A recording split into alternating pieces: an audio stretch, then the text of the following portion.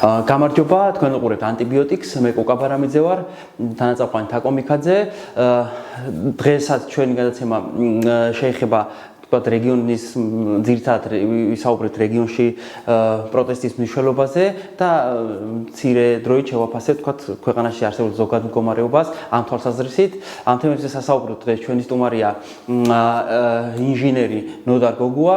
ნოდარ გოგუას თქვათ ოზურგეთისთვის წარდგენა არ სჭირდება, იცნობს ყველა. მადლობა ბატონო ნოდარ სტუმრობისთვის. დროის დათმობისთვის, მადლობა იმისთვის, რომ ამ პროცესებში აქტიურად ხართ ჩართული და შესაბამისად ჩვენი პირველი, თქვათ, შეკითხვა და საუბარიც გვინდა დავიწყოთ იმით, როგორ ხედავთ თქვენ დღევანდელ მდგომარეობას, ანუ რა რეალობა გვაქვს ქვეყანაში ამ მომენტში, რამდენიმე სიტყვით რომ შეგვიფასოთ. მოგესალმებით, დიდი მადლობა მოწვევისათვის, მივესალმები მაყურებელს. დღეისათვის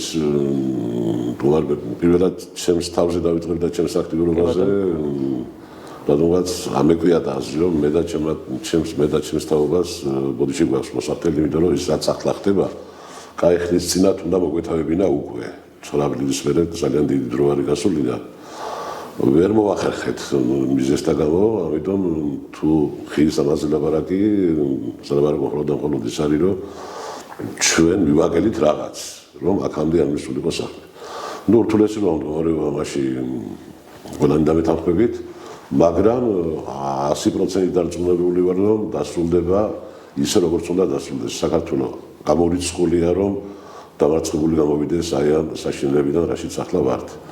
უნდა გითხრათ,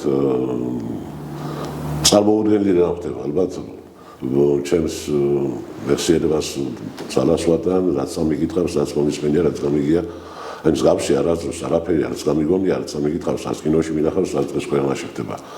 იშვიათი, ყველაფერი იშვიათი, უნდა მეცხრათ რომ უნდა ვეთესტურმე და ეს იშვიათობა მანდა მაინც ჩვენს კისერზე გადადის და მადლობა ღმერთს რომ საზოგადოება ამას ძალიან გამოზადებული ხდება. კი, აი ეგ რასაც თქვენ ახლა ამბობთ ნეგატიური თვალსაზრისით ხელისუფლების მიერ განხორციელებული ამ ძალადობის და დაჭერა და ცემა და ამ ამბავს, მაგრამ მე მინდა კითხოთ პოზიტიური ნაწილი, რომელ მხარესაც ჩვენ ვართ ახლა, ანუ თქვენი გამოცდილებით და თქვენი შეხედულებით პროცესი, რომელსაც ახლა სამოქალაქო საზოგადოება გადის, ანუ რა შეგვიდარეთ, აი რას ნიშნავს, გვინახავს, გამოგვისწია, ახალია, რას ხედავთ თქვენ ამაში? არა, ახალაც და ეს აბსოლუტურად ახალია.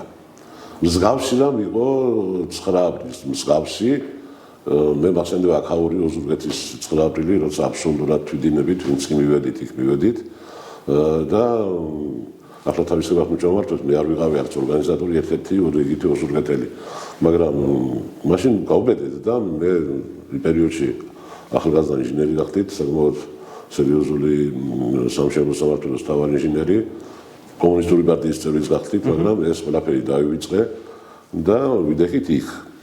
ასეთიც მოხდა ერთი ფაქტი და მე თანხმება ეს ხალხი, ვინც მაშინ იქ იყო, არ ვიცი ეს მესამე თუ მეოთხე დღე პროტესტის ორგანიზატორებმა, ვინც ტრიბუნას ანიდნენ, საღამო ხანს მოგვაწოდეს ინფორმაცია, რომ სოფელ მერიაში იდგა ჟიჟარი მაშინ და მოგვაწოდეს ინფორმაცია, მოგვივიდაო ჩვენ ცნობა, რომ რაღაც ქვედანაყოფი რუსეთის არმიის გამოდის ჩვენს დასარბევათო და სიმართლე არ ვიცით რამდენად სწორიაო, მაგრამ ვალდებული ვარ გაგაფრთხილოთო და ბავშვები, ქალები, ვისაც გეშინიათ, დაახლოებით ეგეთი იყო მომართვა.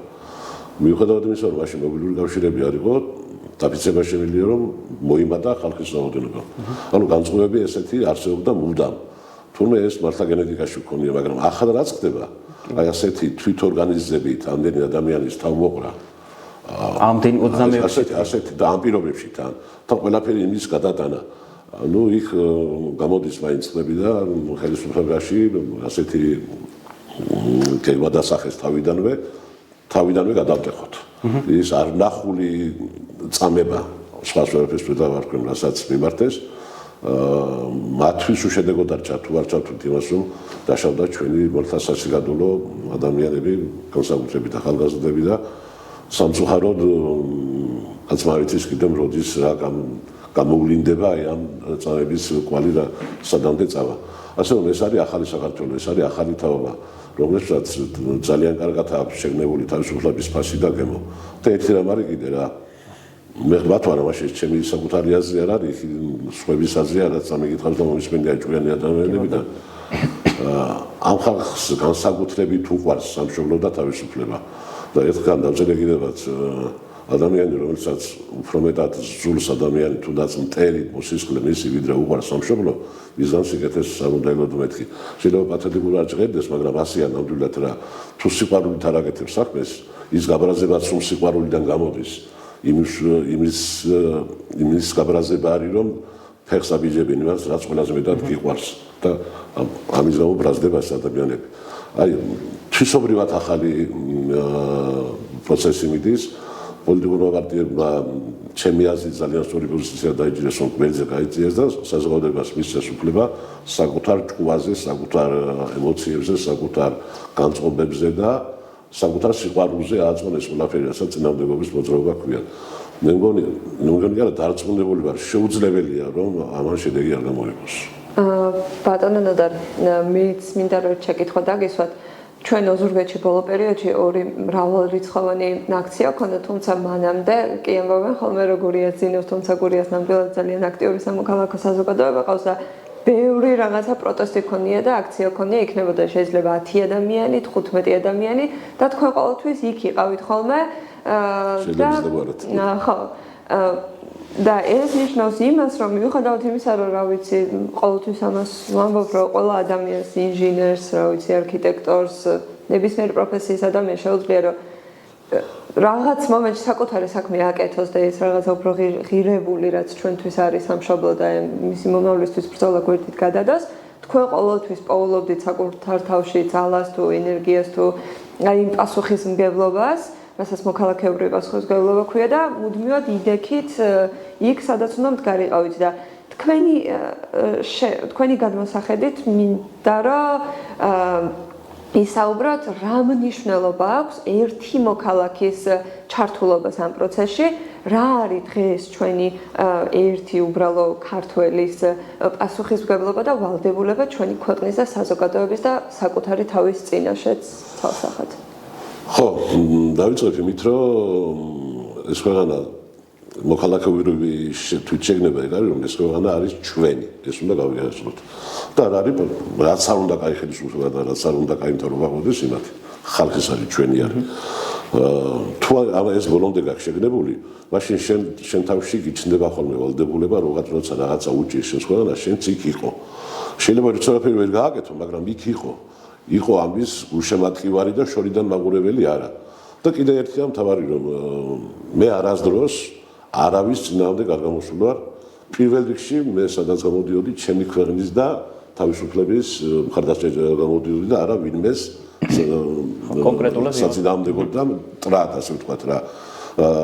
ძალიან ბევრ ადამიანს ჩემს საწუნოებაშიც მათ შორის აი სწორედ ეს ამოხრუჭებს რომ არ გაიგოს მის ახლობელმა რომელიც რაღაც თანამდებობაზე არის რომ ეს მის არავის წინააღმდეგ არ გამოდივარ არაფერი ამ წუთას პიროვნული საწინააღმდეგო არც მერის არც ერთი პოლიტიკოსის არ ამაქვს მე თუ გამოდივარ ჩემს გამოსვლაში ვაფიქსირებ ჩემსაც რომ მიყვარს ჩემი ქვეყანა უზომოდ ჩემ ქვეყანას ახლა უჭირს და ერთად ყველამ რაღაც უნდა უგუნალოთ იყო შემთხვევები როცა უკრაინის თემაზე ქონდა რამოდენიმე ისინი და ხო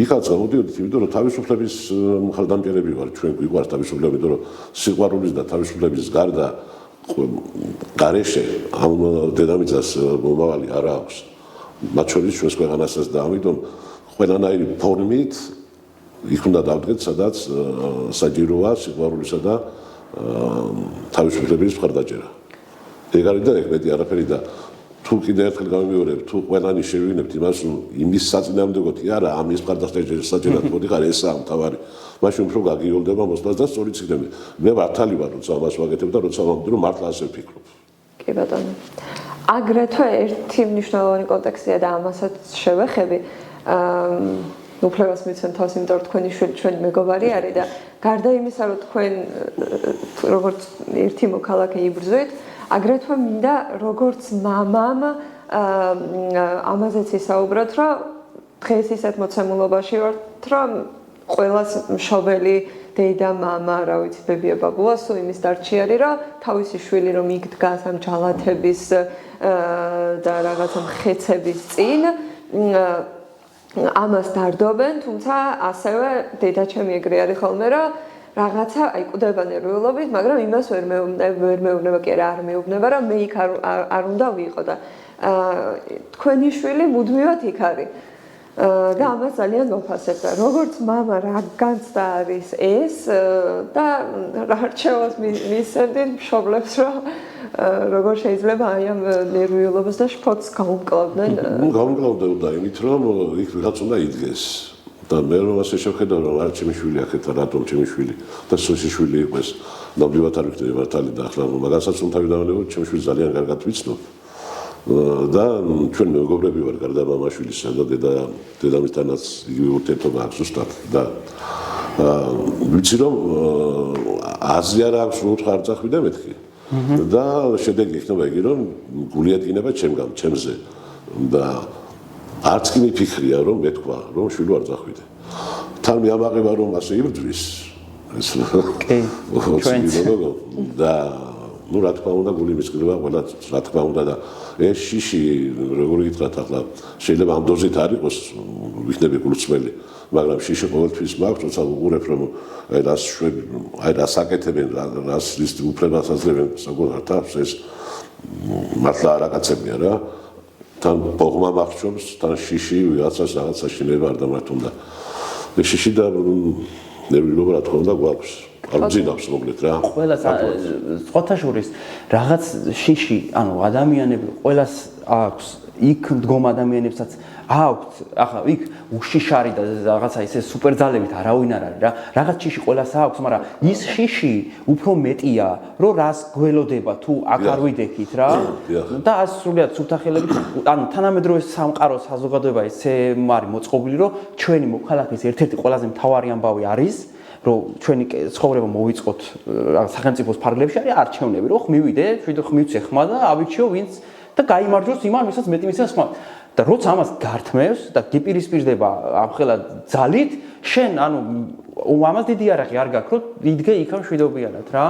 და ის შიში გადალახო. რა თქმა უნდა, შიში უნდა გადალახო რაღაცის გამო უარესი ამ შიშის გადალახვით უარეს აიცილებ, უარეს საფრთხეს რა. ну ახლა ჩვენ ისეთ თვითარებაში ვართ რა გითხრათ აი მაგალითად საზოგადოებამ გავატარეთ და სწორადაც რომ ახლა მასლებ რა გიზდრო არ არის მაგალითად ერთი კანონი მიიღეს სადაც ქართული ენა ფაქტურად დამარხეს ხო თურმე არ ყოფილა სახელმწიფო მოხალისთვის ქართული ენის ცოდნა საჭირო ეს ნიშნავს ყველა ხვდებით არა მაგრამ ამაზე ლაპარაკის დრო ვარესი მიჭირს საქართველოს ყოფნა არ ყოფნის საკითხი დღეს ყოველი ვარი გადაჭარბების გარეშე ამიტომ მეშინია ხო რა თქმა უნდა ეშინია დუმბაძეძეს თუ არცები ერთ ადგილას რომ მამაცის კი არა ვისაც არ ეშინია ეს სულელია მამაცისა ვისაც ეშინია და მაინც მიდის დიახ ეშინია ყველას ეშინია ყველა მithuades იმის ნახველს რასაც არ ველოდით სიმართლე გითხრათ ყველაფერს ველოდით იმის გარდა რაც ვნახეთ მაგრამ აი მაგალითად ბაკა ჩიხლაძე ისე რომ გინდა მოდახეს მესამე დღეს გამოვიდა და სიუჟეტი გააკეთა ხო ეშინია მასაცა ეს რა შეიძლება ნიშნავდეს კი და ყველამ ძალიან კარგად ვიცით რას ნიშნავს მაგრამ თქვენი აზრით მაინტერესებს რომ ბოლო პერიოდის განმავლობაში ვნახეთ წმინდა წყლის რუსული ანუ როგორ მოქმედებს რუსული რეჟიმი საშინელი ტერორი ფიზიკური ფსიქოლოგიური მორალური ყველანაირი წნეხი თუმცა რაც ჰქონდათ გათვლა რუსულ ეგრეთ წოდებულ ხელისუფლებას რომ ეს ხალხი შეეშინებინა და ეს პროცესი ჩაეკლა მივიღეთ აბსოლუტურად საპირისპირო და თქვენ დასაწყისში თქვით რომ ქართველების ხასიათიო რაღაცნაირად არ შეუპოვარია და ამაზე რომ ისაუბროთ რომ ხო ეს ვერ გაითვალისწინეს ჩემი აზრით და ჩათვალისწინო ერთი ორი ასეთი დაბევა გააჩნდა ძალიან დიდ შიშს გადაულახავს და აღარ გაგრძელდებოდა შეცდნენ ახლა მეგონი შეცვალეს და თითქმის იგნორის ახლა ითვლიან რომ 3000 არიან და ნუ ახლა რა იცით აბსოლუტურად ყველა გზა გადაიკეტა უკვე დიალოგის და კამათის ახლა როცა ადამიანი ამბობს აი რა გითხრათ რომ გუშინ წინ თურმე 3000 კაცი ყოფილა აქციაზე 3000 კაცი მარტო წეგვავდა ხო ახლა იმას რაღაცა უნდა ეკამათ რა კამათი შეიძლება მაშინ როცა რაღაც კამათის თემა არსებობს და თან მოწინააღმდეგები ანუ ადეკვატურია და დიახ რა ახლა ამ ადამიანებს რაფორმით უნდა ეკამათო, როცა მაგალითად გეუბნებიან, რომ რაღაც არსებობს ვიღაც X გლობალური ომის პარტია, რომელსაც თუნდაც ეშინია მთელ მსოფლიოს. და არ ეშინია მარტო თუნდაც ივანიშვილს და ორბანს. ხო. დანარჩენი ყველა ყავს დამორებული, დაჭმორებული ამ გლობალური ომის პარტიას. ახლა ამას რომ არგუმენტად მოგიდანს კონტრადურმა არგუმენტი რა უნდა უთხრა, სულელი ხარ უნდა უთხრა და მთავრდება მithვა, მაგრამ აზრი არ აქვს. ამიტომ ერთადერთი დარჩა უწყვეტი დაუმორჩილებლობა, ანუ ის რაც ხდება დღეს ფაქტიურად და ალბათ ამას უფრო გაცილება.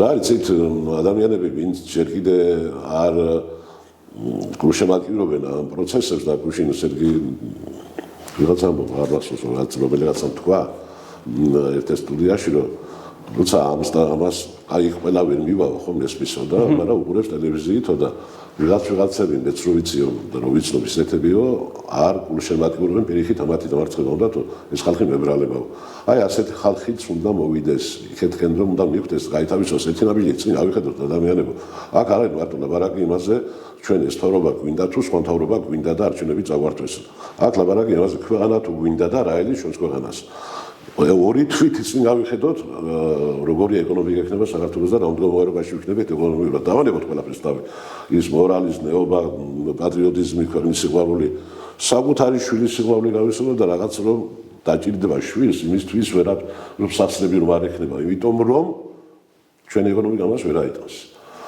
ბლოკადას და იზოლაციას კი არა და გვეხმარებიან ძალიან მაგრამ და ჯერაც კიდევ ფეხზე ვერ დავართ ხო კარგად როგორც საჭიროა და ბლოკადის პირობებში რა უნდა გადაგვარჩინოს ამაზე ხალხი არ ფიქრობს და გარდა ამისა რასაც თქვენ შეეხეთ დასაწყისში ამ ხალხს ანუ მე გულისხმობ ვისაც ქვეყნის გამარჯვება არ სურს და რაღაცა მართლა ისტორიის არასწორ მხარეს არიან აქვთ რატომღაც იმის განცდა რომ ეს რეჟიმი მათ არ მიაკითხავს ან ხო და ეს ამაზე მინდა რომ ისაუბროთ რომ ეს სხვა ქვეყნებში ჩვენ უკვე გვინახავს ანუ გვინახავს როგორ მუშაობს ეს რეჟიმი რომ მას არ ადარდებს ადამიანი რეალურად როგორც ინდივიდი არ აქვს მნიშვნელობა ის მისი მხარდამჭერი იქნება თუ მის წინააღმდეგ მებრძოლი რეჟიმისთვის მთავარია ხოლო პირადი რაღაცა ერთი ამ ვერტიკალურად რაც მოდის და თავში რო აი ბიძინა აზის ყოველს თავზე აი ამისი კეთილდღეობა და მე ოდნავ უკეთ რაღაცა ისეთი მდგომარეობა აი ამ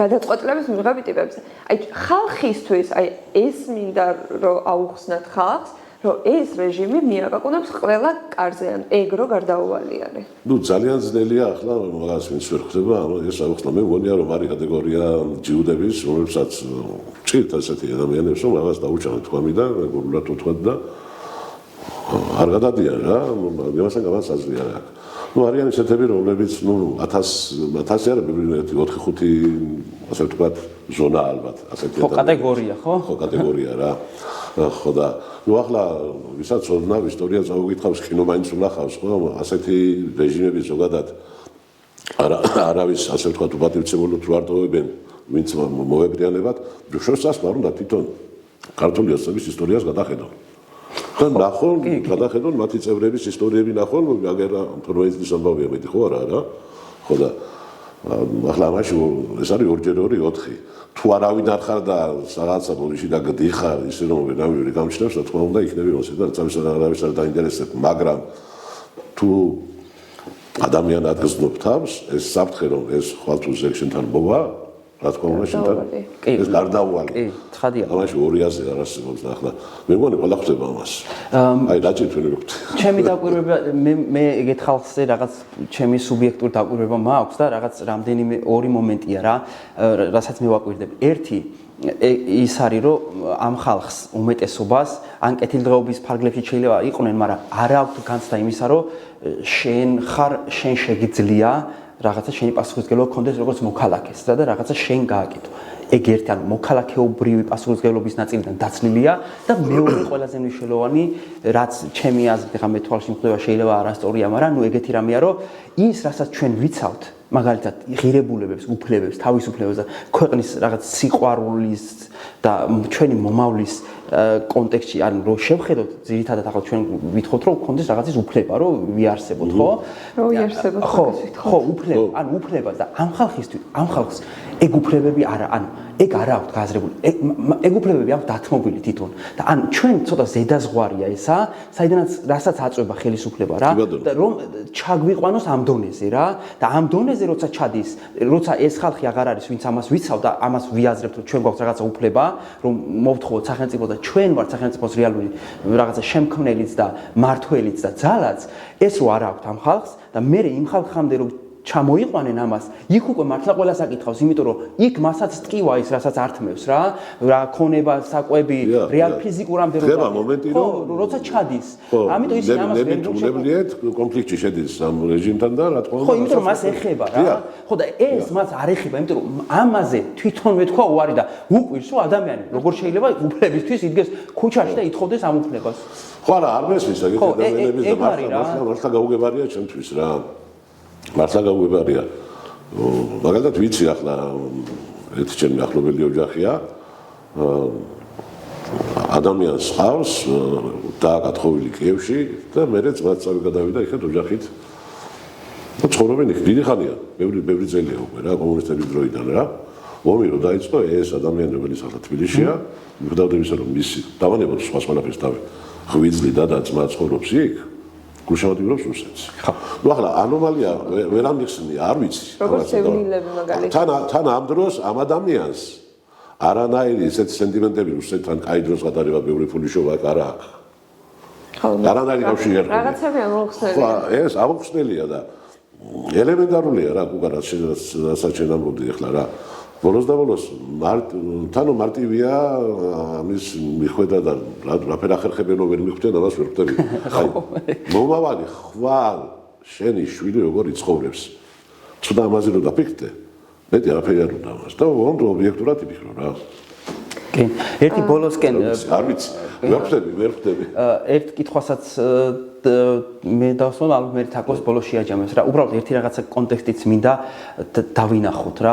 ახლა გუშინაც უყურებდი ამ ვიდეოს რა და აი რასაც ეს რეჟიმი აკეთებს ადამიანის გულთან როგორ არ უნდა ანუ რაღაცნაირ ტანში როგორ არ უნდა გაქცევს ვერ ხვდები გოგო საუბრობს რომელიც აქციაზე იყო რომელიც დაიჭირეს სახეს არაჩენ სპეციალურად და ამბობს რომ ანუ გაუპატიურებით მემუქრებოდნენ ახლა იმ სიტყვას აღარ გამოვიყენებ, რასაც ის ამბობს, რომ რასაც მეუბნებოდ, ანუ სადღაცა ეგრეთ წოდებული მარშრუტკაში.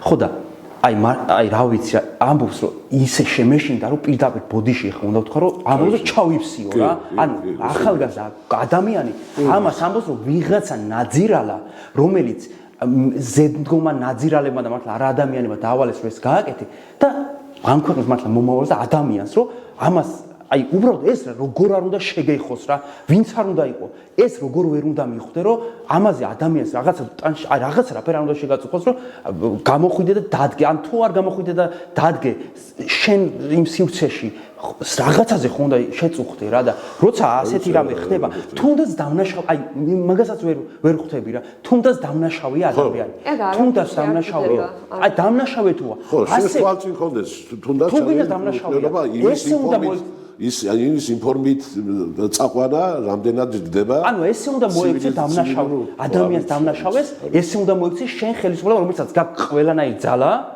ჩვენგან მონიჭებული რომ ეს დანაშაული აკვეთო ესე უნდა აი რა ამას რანაირად უშვებენ ვერ ხვდები და აი რა მინდა იცი ნოდარი ბატონო თქვა რომ ჩვენ ახლა მაინც ჩვენი მიზანი არის რომ ოზურგეთშიც იყოს პროტესტი და ამას ვაკეთებთ კიდეც რა და მნიშვნელოვანია რომ ყველგან რეგიონებში არის უწყვეტი პროტესტი ანუ ჩვენ ამ სივრცეში ამ ხალხს რას ეტყოდით აი თქვენი რაღაცა ისეთი მართლა გულით და თქვენი შეხედულებით რას ეტყოდი რას მიახვედრებდი ან რა გინდა უთხრა იმ სივრცეს ვინც ამას უყურებს რა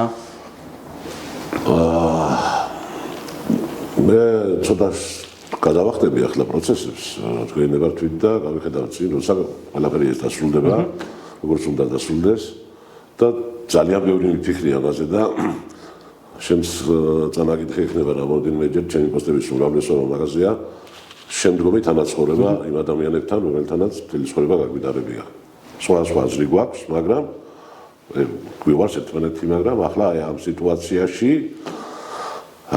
ძალიან რთულია ეს ყველაფერი ერთხელ გადავიდანეთ ძალიან ძიმედ ეს იყო ზვიადის პერიოდი გახსოვთ სამოქალაქო მისაშნელება რომელმაც დააქცია ქვეყანა ჯერაც ვერ მოვჭით იმ დაავადებიდან. ხო და ადამიანებო, საკუთარ შვილებზე იფიქრეთ, ჩვენს ურთიერთობაზე იფიქრეთ, იმ თქვენს მეგობრებზე იფიქრეთ, რომლებიც იქ დგანან, მის შვილებზე იფიქრეთ. ახლა აგერ რომ ამბავი მოყვა იმას, რომ მისი დედა და მამა ყავს, მახლობელი ყავს, მოთესავი ყავს. ხომ შეიძლება რომ თქვენი ვიღაც საყვარელი ადამიანი აღმოჩენილი იყო იმ ადგილას, როგორ შეიძლება ამ ყველაფერმა არ შეგძლას, როგორ შეიძლება ამაზე გაიღიმო, როგორ შეიძლება ამაზე არ გამდისხდე, არ გეტკინოს. წარმოუდგენელია შენთვის და გამოვძრეთ რა იმ რაღაც ნაჭუჭიდან, რომელშიც ვართ შეგუჟული სამწუხაროდ და გავიხსენოთ, რომ ჩვენს მერე ჩვენმა შვილებმა და შვილიშვილებმა საუკუნეები უნდა იწყოს და მათმა მომავალმა და დაუტოვოთ როგორმე ისეთი ქვეყანა, რომ კიდე ამის მსგავსი რამ აღარ მოხდეს არასდროს. იმიტომ ვახსენებთ თავში, ამიტომ მოვიგონშე, რომ ჩვენ უნდა მოგვეხერხებინა და ვერ მოვახერხეთ ამის გაკეთება და კიდე უარეს საშინო შეცდომას უნდა უშვებთ ახლა, იმიტომ რომ ეს გაცილებით უარესი, ახლა რომ რამე ღმერთმა დავიფაროს და ცუდად დასრულდეს, ამას გაცილებით უარესი და უფრო ხანგრძლივი შედეგები ექნება, ვიდრე იმას, რაც 20-იან წლებში მოხდა გასული საუკუნის. კი ბატონო. ხო და მიყვარხართ ყველანი, ჩვენ ერთად უნდა ვიცხოვროთ შემოძვირფასებო. ერთად უნდა გავაგრძელოთ ცხოვრება და ყველა ვარიანტიდან მე მგონია რომ თქვენ ისეთ პოზიციაზე დგეხართ ახლა ამ წუთას რომ ყველა ვარიანტიდან მარცხებული იქნებით, იმიტომ რომ ღმერთმა დაიფაროს და თქვენმა პოზიციამ რომ გაიმარჯვოს, მაშინ ყველა ერთად ვიღუპებით. ამიტომ გადმოდით სიმართლის მხარეს და გადმოდით სიყვარულის მხარეს, გადმოდით თავისუფლების მხარეს. ერთად ვიცხოვროთ ბედნიერად, ეს მინდა მეტი არაფერი.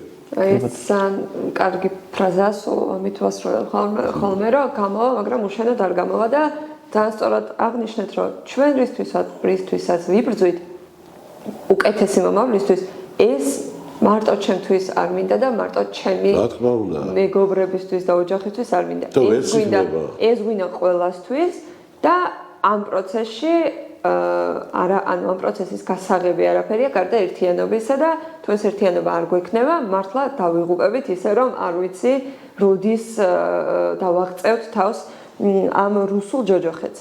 ძალიან დიდი მადლობა ბატონო ნოდარ, ძალიან სასიამოვნო იყო თქვენთან საუბარი და აუცილებლად დავამთავრო იმით, რომ თავისუფლება რეჟიმის პატიმრებს, სოლიდარობა რეჟიმის მიერ მიწამებ ხალხს და სანამ ერთი ადამიანიც კი არის რეჟიმის ტყვეობაში, აი რუსული მავნებლების ტყვეობაში, ჩვენ არც ერთს არ გვაქვს მორალური უფლება იმისა, რომ თავი ჩავთვალოთ თავისუფლად.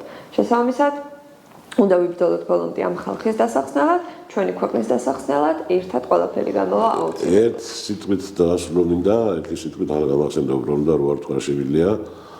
სულგანათლებულ მერაკოსტავას აქ ნათქვამის მოშორის ოზურგეთში თეატრის წინ ერთ-ერთი გამოსვლის დროს სამშობლოზე უკეთესად ვერ იცხოვრებ. გავითვალისწინოთ ეს ხალხო სამშობლოზე უკეთესად ვერ თუ ადამიანი ხარ ვერ იცხოვრებ. კი ბატონო, უღმესი მადლობა ნოდარ ბატონო, უღმესი მადლობა ჩვენს მაყურებელს და შევახსენებ რომ ჩვენ შევხვდებით როგორც შემდეგ გადაცემაში, ასევე ქუჩაში დემონსტრაციაზე, მანამ სანამ არ მივიღებთ იმას, რისთვისაც ვიბრძვით. ძალიან დიდი მადლობა მომავალ შეხვედრაზე. მადლობა ნახვამდის.